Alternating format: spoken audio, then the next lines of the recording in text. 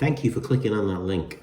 This is Nigel Haywood from Kiwo, Milano, and this is a quick video on how to handle your inkjet films, whether they're negatives, positives, for screen printing, for flexo printing.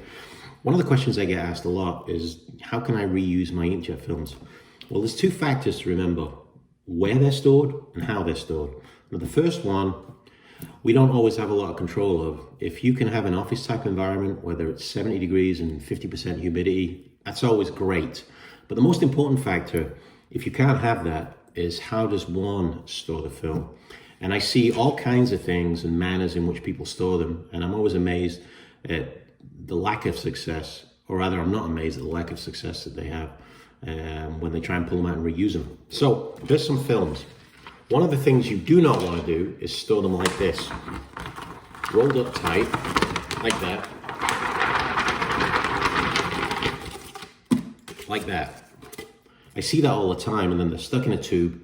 Why don't you want to do that? Well, if you can imagine that there is humidity in there, the humidity that's in there cannot escape. It can't go down the film, it's stuck in there. So when you pull it out, it's leached and it's unusable.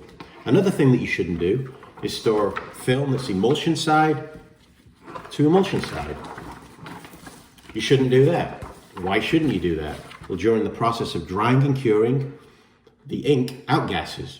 The particulates inside the fluid that need to get out of there, they'll go onto the face of the other one and stain it and make it unusable. And basically it'll just bounce up and down like its own ozone layer. Okay? How should you store it? You should store it the non-coated side to the coated side. That's one way of doing it. But again, that leads to the problem of the fluid or the outgassing just bouncing up and down on the back side of it. In this instance, you can always wipe it off the back, but you're still going to have the problem of it leaching on the back side of that.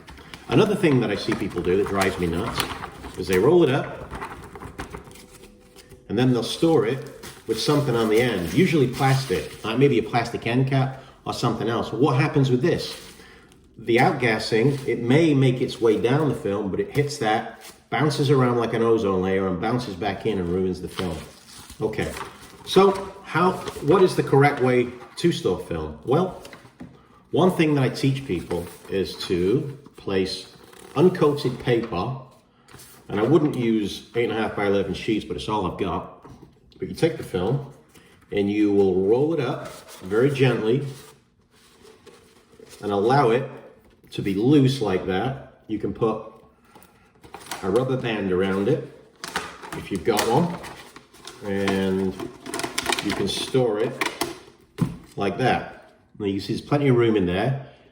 Any outgassing goes onto the uncoated paper, and when you pull that out, it will be perfect. The best way to handle film, however, if you can, is to store it in the environment that we were talking about, hanging. So you've got airflow, 70 degrees, about 50% humidity. But not everybody has the ability, or the inclination or the space to do that. So finally, what I wanted to show you was a piece of film that I've had now for a couple of years inside a binder. This is printed, these are lumber tags. I've had these now for 2 years. I've stored it in this box. They're about 3-point type. They're as open today as they were 2 or 3 years ago. This is printed on an Epson printer with our fantastic Kronos film using Epson pigmented ink. And again, 3-point type, lumber tags, as open and clear today as they were the day I printed them.